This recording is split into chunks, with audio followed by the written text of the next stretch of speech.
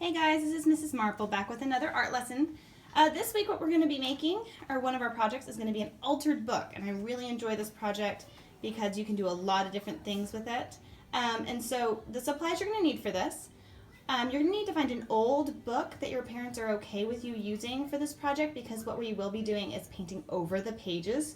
So you really need permission before you just go into your home library and grab a book. You could use an old cookbook, an old notebook, the composition books, or a spiral notebook. You can use pretty much any kind of paper that is bound. It can be a hardcover, it can be a soft cover, it can be a board book, but any kind of book that would not be good for reading purposes because it's missing pages or the pages are torn, something like that. Those make great altered books. So one book that you can use, and then gesso, which is a special kind of paint for canvases, or any acrylic paint. You don't have to have gesso. Gesso is more of an artist material that you would have to go get from a specialty store, and acrylic paint you can get anywhere from Walmart to Target. So this is the kind that I'm going to use. I've got a bunch of white, and I also have some extra colors that I'm going to use just to kind of add some fun to my pages, but you can use any color, even if you just have black. You can use any color paint for this. And then I need a big brush. So you can also use a foam brush for this. I'm just going to use a flat square brush for this, just so I can cover up the pages really quickly. So what I'm going to do is I'm going to switch over to a different view so you can see my pages just a little bit better. So gather your supplies and meet me back here. Okay, and we're back. So this is my book that I chose. I think it was donated. I think we got this over at Goodwill or something, but it had some really fun pictures in it, so I went ahead and got it. But when I brought it home, I found out that there were some torn pages in it. And so it wasn't perfect for reading just because the story didn't make sense, because it was missing a page and then one of the pages was torn. So that made this a perfect project book, which I've really enjoyed doing over the time that we've had at home. So I'll kind of show you what's in my book, and then I'll show you how to start your own. I haven't done the cover yet. I want to wait to the very end to do the cover, but you could always start with the cover. And you would do it the same way we're going to do the pages on the inside. So let's see what's inside my book. So I have been doing a lot of drawing lessons with my daughter, Elsie, who's really into art, and so I've got a bunch of different things in here. This was a how to draw. This one was inspired by a cupcake book. Me and my daughter made cupcakes one day, and this was the character from that book. And so you can kind of see how different the pages are. This one was actually taped in with washi tape, and it's actually on a piece of drawing paper. And then this one was a painted page. I just painted over it with pink and white, and then I drew directly onto the paint right here. These are collages. These are some texture hunt ideas that I came with for an earlier lesson, and then I cut out the pieces that I made to make them smaller so they would fit into the book. I've also included some old illustrations from another book that was too damaged to read. And so I've got a bunch of different projects all put in here together with some stamping, and I've even got pom-poms and googly eyes. And each page is a little bit different. So here we have another page. These are two different drawing lessons I did with my daughter. I think they were both Deep Space Sparkle lessons, and I did them on some smaller paper so I could see the pretty painted paper around it. They're also taped in here with some washi tape. You can always just use Elmer's glue to glue these in. Here's a fun page. I chose black acrylic paint with a little bit of white, and then I used some neon paint, and I did thick lines. I just squeezed the paint out, and then I held the book like this and let it drip, and then I laid it flat to dry, and it's actually got a 3D element to it. It's actually bumpy. I haven't decided what to do with this because I love these pages so much. I haven't decided what to do with them yet. Thank you, Quinn. My daughter just turned on the light. Okay, these are a couple other pages. These were more drawing lessons. Some of these take up the whole page, and so when you're doing your altered book, you might just paint some of the pages because some of them will be covered up if you do a larger piece of paper anyways. Okay, these are some other drawing ideas. The lesson that I had for last week, part of it was Lego stamping, and so this is a great place to keep projects like I showed you.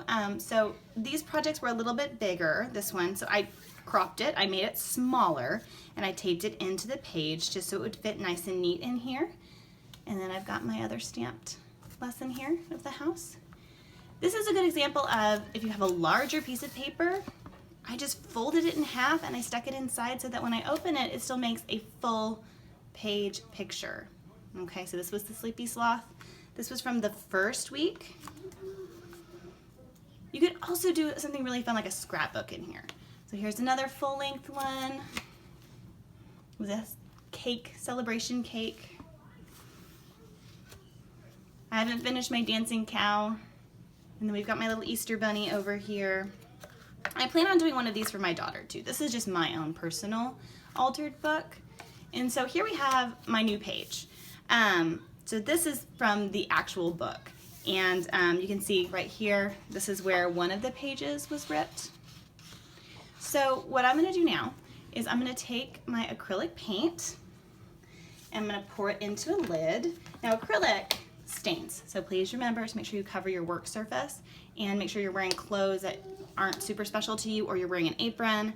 So I'm gonna pour out some paint here. I'm gonna grab my brush. And so all this is you are simply painting over the existing pages, and you're only gonna be able to do 2 at a time. You know, they need to be across from each other. You're not gonna be able to like flip through and paint all of the pages at the same time. So there is a wait time on here, but that just means that you've got lots of time to brainstorm what you're gonna do on these pages. So I'm gonna take my white and I'm gonna paint over my images. And it doesn't have to completely cover, because most of the time you're gonna be drawing something or gluing something over the top. And so if it's not super solid or what we call opaque, meaning that you can't see through it, that's okay. But if you wanted it to be opaque, I would use a darker color, like black or blue or brown. Or you could do multiple coats, layering, letting one coat dry before starting the other. And so I'm just gonna go with my brush. I can be messy with it. I kinda like that about this project too, is it doesn't matter if your brush strokes are all going the same way. So I'm gonna add a layer of white here, quickly. And then, just for some fun, I'm going to add maybe a little bit of neon green. Why not?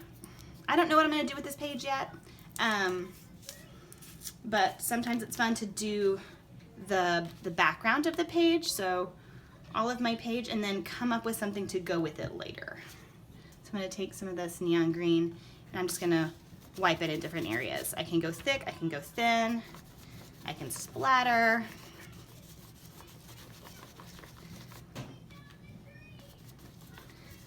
So I'm just gonna make it kind of crazy with the green. Now you guys know that if you add white to a color, it makes something called a tint, T-I-N-T, not like a tent that you go camping in. A tint is a color plus white. So I'm gonna go all the way to the edge. This is where it's really important to keep a nice clean surface underneath your book so that you're not getting it on your tablecloth or your work surface. So I'm pretty happy with that page. Now you could obviously do the same thing on this page across from it, or you can do something completely different. So I think I'm gonna do something completely different on this next page. I'm still gonna start with white, but I think I'll add some other colors. So I will see you back here after I finish my other page and we let it dry. Okay guys, so we are back. My pages have, for the most part, dried. Now, if I were going to be drawing or painting on top of this, I would want to make sure that they were completely dry before I tried to draw on top of them. But because I'm going to be collaging, meaning cutting pieces out and gluing it to it, I'm not as concerned about it being fully dry. So what I've done is I have gathered up some old stuff from old scrapbooks and things that I've done, old lesson examples, some doodles, some old book pages.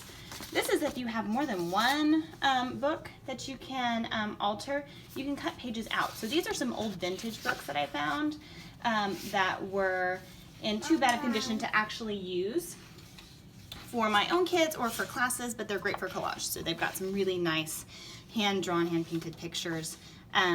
So I decided to keep those. There's lots of different stuff. You can also use photos. You can also make recipe books by, adding recipe cards in here, Or you can do handwriting practice in here, or draw for your science experiments, like different parts of a flower, things like that. So there's a lot. The options are there's so many different ways you can use this book. So what I'm going to do is I'm going to kind of lay out where I want my pieces to go. And like I said, they can be a continued picture where they both go together, or you can make them completely different. So I think I'm going to make mine completely different just with the pieces that I have. You can see that I always use both sides of the paper. So I'm going to lay them out, and I think I'm going to add these colors kind of go together. So I think I'm going to cut out some of these flowers to add to some of the spaces. And I ended up trimming up my buildings quite a bit so they could fit on this paper. But I kept the parts that I liked the best. And you can see that tear down there. If I wanted to move this down to cover that up, I could do that. You know what? That sounds like a pretty good idea. I think I'll do that. So any of those little mistakes, it's not a big deal. And I'll glue that on first, actually. So I know that right here, I'm not going to need to put any glue. So I'm going to put on the back of my paper, and I can even just draw on my paper. I know I don't need any glue right there, because then it'll glue to the next page. So I'm going to use just regular Elmer's glue. My favorite kind of glue is Elmer's Glue All, which you guys probably know by now. But school glue works perfectly fine too. If you wanted to glue things like googly eyes and pom-poms, Glue All just works better on different kinds of materials. School glue is perfectly fine for paper. So if you're just gluing paper on this, that is perfectly fine. Oh, look, psh, I just got glue on the area that I told myself not to. So I'm just going to wipe that off and wipe it on my table covering. There we go. So that's pretty well cleaned off. All right, so I'm going to lay this down here and press it on. And since these are old pages, this painting has already been dried. This was an architecture study of buildings that are really close together, and then making them different with crayon, and then painting over them with watercolor. So there we go. My buildings are in there, and I'm happy with them. So what I did with this one is I trimmed this quite a bit, and I cut some interesting shapes just around the things that I wanted to make sure were still there. And so it fits nicely into my page. And I'll glue this guy in there. And so what I'm going to do is I'm going to take some time, I'm going to cut up some extra pieces, and I'm going to overlap, I'm going to layer. I'm going to maybe take some things away. When these are still not quite dry, you can always peel them off and trim if you need to make sure that different things are showing, or tuck things underneath. But it's always nice to just have some extra artwork of yours, or some old pages, or some old photographs at hand, so that you can continue to add things to your pages. So I will get back with you as soon as I finish my 2 pages. Okay, so I have finished my 2 new pages for my repurposed or altered book.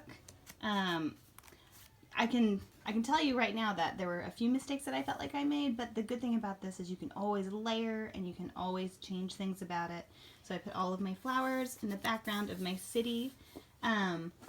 And on this one, it's interesting because I used a glitter paint that I haven't used in a long time, and it was a little bit more solid of a glitter than I liked. And so I wasn't happy with the way that turned out, and so I just layered it with some facts about Marjorie Stoneman Douglas, and I really like the page now. So the good thing is if you make mistakes, just keep working with it. You've got tons of other pages, and I like to go back. I even went back after cutting out these flowers up here, and I went back a few pages, and I added it somewhere else. Where'd it go? Right here, I added it to the front of my little house. So this is always a work in progress, which makes it nice because I can always go back and add things or take things away. If you don't like a page, you can always rip it out. I mean, the good thing about this is it is you recycling a book that would otherwise go in the trash anyways.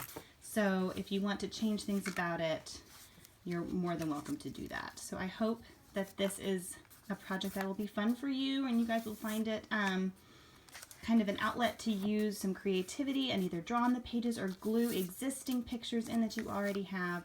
I hope it's a lot of fun for you. I've got a lot of extra pages to do, so I'm excited to work on this while I'm on break. and I'll have this in my room next year for some ideas and brainstorming, and I think we'll probably make these 3rd through 5th grade next year, these altered books, and glue our assignments inside. So this was a lot of fun for me. I hope it was fun for you, and I'll see you guys next week.